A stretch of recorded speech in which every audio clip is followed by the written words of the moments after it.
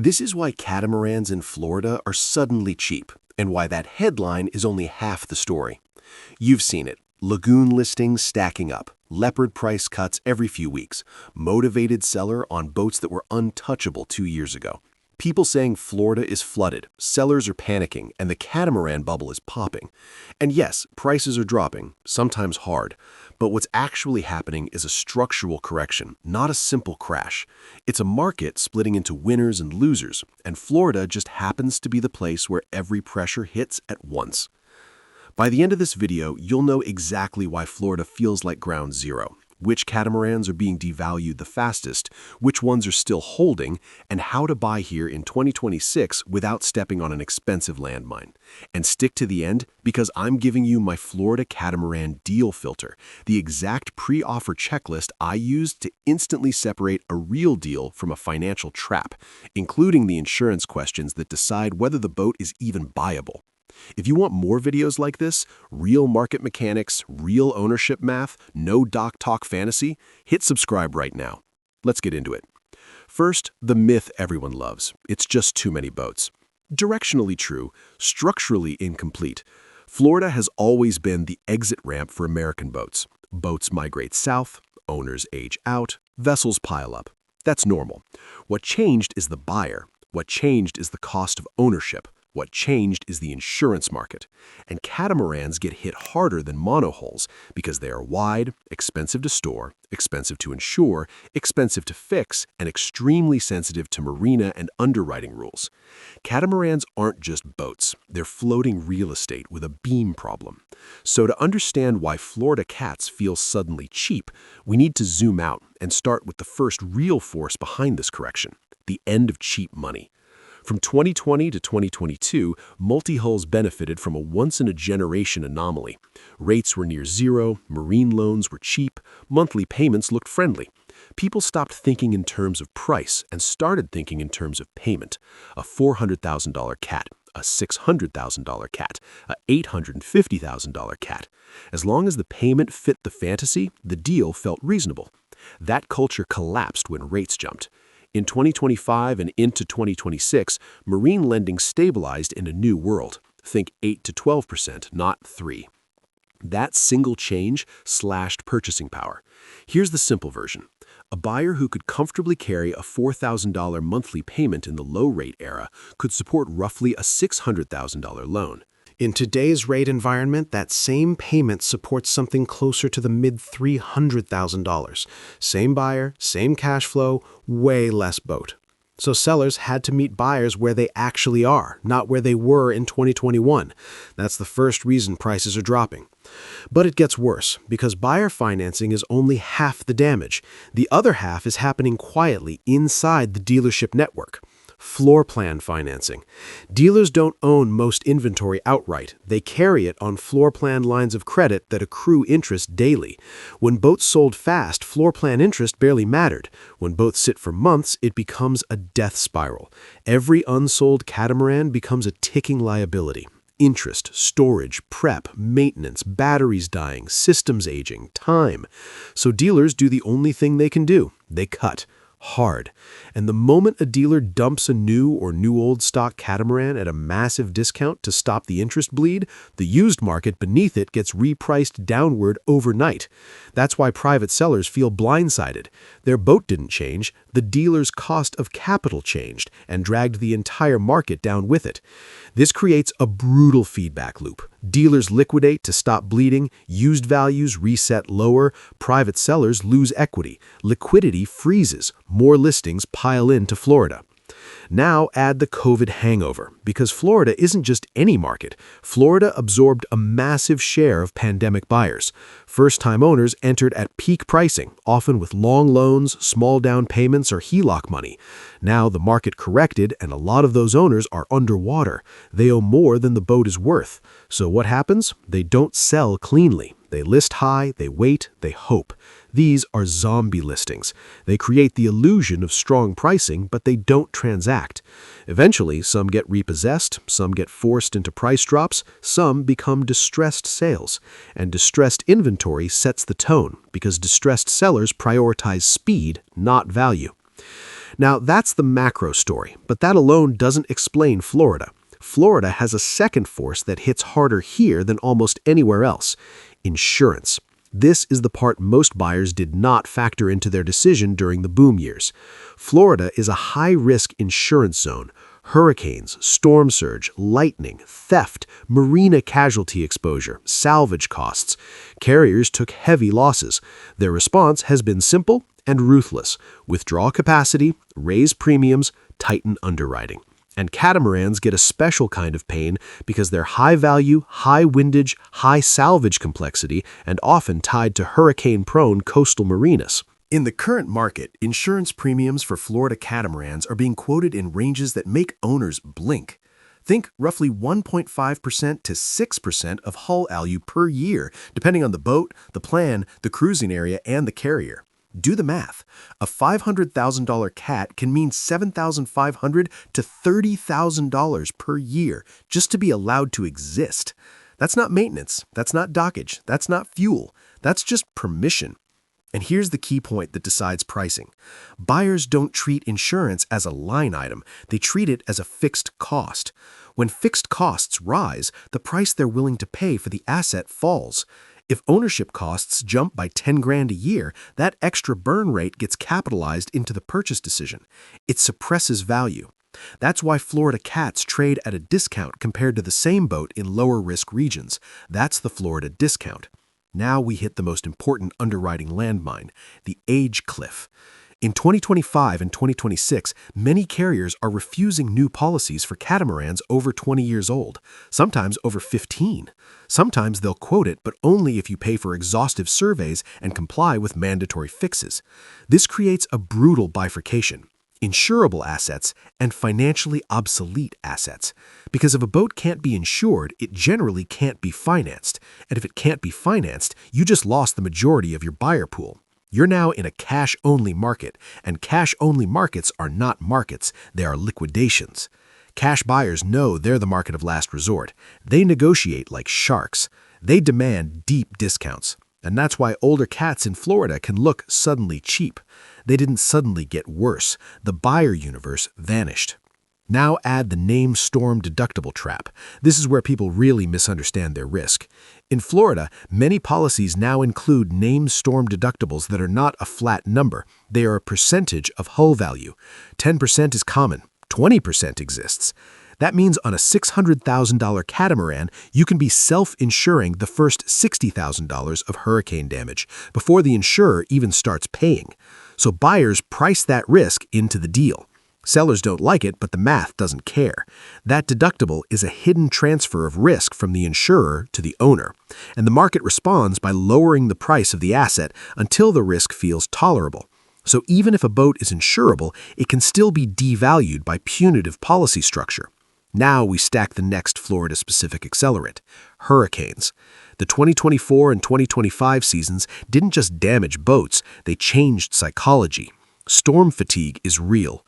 Owners are tired of prep, tired of anxiety, tired of hauling plans, moving slips, doubling lines, removing canvas, praying the marina holds. And after repeated seasons, some owners just exit. They sell pre-season. They sell after a scare.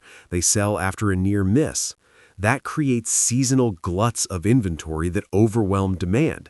And when inventory overwhelms demand, prices fall. But hurricanes also create a second effect that's even more important for pricing: the salvage wave. After major storms, you don't just get destroyed boats, you get a flood of repairable boats, cosmetic damage, rig damage, water intrusion, partial submersion, groundings, and those boats show up in auctions and distressed listings, sometimes shockingly late model boats. And here's how that affects the clean market: price contagion. When buyers see storm-damaged catamarans selling for pennies on the dollar, it anchors expectations downward. Even if your boat is clean, even if it's never been damaged, even if it's perfect, the buyer starts thinking in spreads. How much more should I pay for clean compared to salvage? And if your spread feels too wide, they don't buy, they wait, or they demand a discount. That compresses the entire market. It also increases paranoia. Buyers become hypersensitive to storm history. They ask for thermal imaging. They ask for fluid analysis. They ask for deeper inspections. They move slower. Days on market stretch. And stretched DOM creates more pressure on sellers because every month you hold a catamaran in Florida, you're paying the burn rate. Now we hit the next reason catamarans drop faster than monohulls in Florida: dockage and the beam tax. Florida waterfront is finite, and it has been aggressively financialized. Real estate values exploded. Marinas face higher insurance, higher taxes, higher redevelopment pressure, and those costs get passed directly to boat owners. Catamarans typically pay 1.5 to 2.0 times the linear foot rate because of beam. That means a 45-foot cat doesn't pay like a 45-foot monohull. It pays like something much larger. In prime markets, Miami, Fort Lauderdale, monthly slip costs for a 45-foot cat can climb into the $3,000 to $4,000 range, depending on location and terms. That carrying cost becomes a weapon in negotiation because time becomes expensive.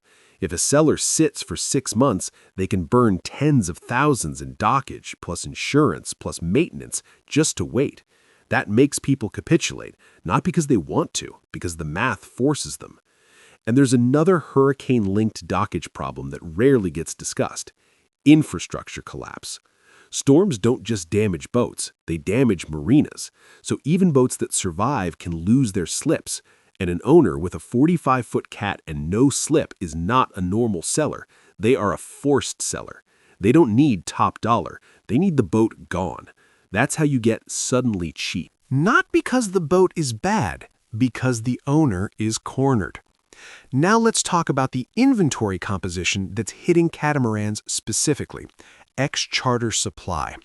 The mid-size catamaran segment, roughly 35 to 45 feet, is the most active part of the market. It's also the most commoditized.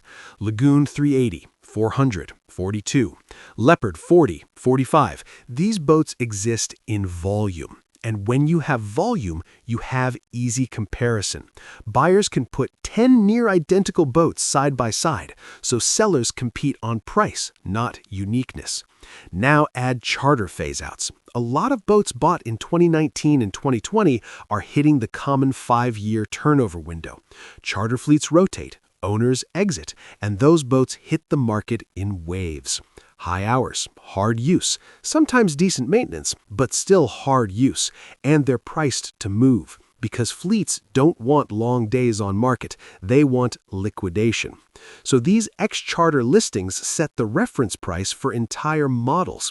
A private seller can have a pristine, lightly, not because the boat is bad, because the owner is cornered. Now let's talk about the inventory composition that's hitting catamarans specifically: ex-charter supply. The mid-size catamaran segment, roughly 35 to 45 feet, is the most active part of the market. It's also the most commoditized. Lagoon 380, 400, 42, Leopard 40, 45. These boats exist in volume. And when you have volume, you have easy comparison. Buyers can put 10 near-identical boats side by side, so sellers compete on price, not uniqueness. Now add charter phase-outs. A lot of boats bought in 2019 and 2020 are hitting the common 5-year turnover window. Charter fleets rotate, owners exit, and those boats hit the market in waves. High hours, hard use, sometimes decent maintenance, but still hard use, and they're priced to move because fleets don't want long days on market, they want liquidation. So these ex-charter listings set the reference price for entire models. A private seller can have a pristine, lightly used version, but the buyer sees the cheaper charter boat online and anchors to that number. That's how even nice cats feel cheaper. They're being dragged down by the commodity baseline. Now, to make this even clearer, let's put the whole market into numbers. The market is down. Median selling prices contracted by roughly 10% year over year in the recent data. Days on market increased into the high 180s in average terms. Inventory volume rose. And here's the tell that this is a buyer's market. Units can still sell, but only at the new price point. Demand didn't vanish completely, It got repriced. People still want catamarans. They just don't want 2021 prices with 2026 insurance and 2026 interest rates. And the negotiation illusion matters here. Some people look at the percentage of asking price received and think sellers are holding firm, but the real discounting is happening before the listing goes live. Sellers are pre-discounting. They're listing at a lower number than they would have 2 years ago. So the 93% of ask stat can hide the real decline. The haircut happened at the start. Now, the part most people miss, this is not happening evenly. Florida doesn't have one catamaran market, it has 3. Market 1, the collapse. Older, insurance-challenged cats, deferred maintenance cats, storm history cats, boats that can't get clean coverage or can't justify the burn rate. These are being repriced toward project value, sometimes toward scrap value. Market 2, the selective middle. Clean surveys, updated systems, documented maintenance, insurable profiles. These still sell, but slower with negotiation. Market 3, the insulated top. High-end, newer cats, cash buyers, special builds, boats with perfect history and a clear underwriting path. This segment is cautious, not absent. This split is why headlines feel confusing. You see price drops and sales at the same time, because both are true. So what does all this mean if you're buying a catamaran in Florida right now? It means leverage if you aim correctly. Rule 1. Insurance before emotion. Before you fall in love with a layout, call insurance brokers. Ask if they will write a new policy on that exact year, model, and location. Ask about named storm deductibles. Ask about survey requirements. If they won't insure it, walk away immediately. Do not negotiate. Do not rationalize. Walk away. Because if you can't insure it, you can't finance it, and you might not be able to keep it in a marina. Rule 2. Time is your ally. Days on market are stretched. Sellers feel every marina bill. Watching a listing for 60 to 90 days can save you a lot of money, because the seller's burn rate is doing your negotiation for you. Rule 3. Target change of plan boats. Owners who refit for a dream that didn't happen rarely recover that money. You benefit. That's where value hides. Rule 4. Never buy Florida storm risk like it's a normal market. Price the risk-adjusted deal. Named storm deductible, haul-out plan, hurricane storage, slip security. If you don't have a storm plan, you don't have a complete budget. Rule 5. Treat salvage adjacency like a virus. If the market is full of storm-damaged boats, your due diligence must go up, not down. Verify history, look for inconsistencies, be willing to pay for deeper inspection, because the clean boat you think you're buying might be clean only in the photos. Now, if you're selling a catamaran in Florida, you have to flip your mindset. Reality matters more than hope. Think like an underwriter, not an owner. What makes your boat insurable for a new buyer? What scares lenders? What scares marinas? Invoices sell boats in 2026, not nostalgia. Documentation beats storytelling. Targeted upgrades beat cosmetic fluff.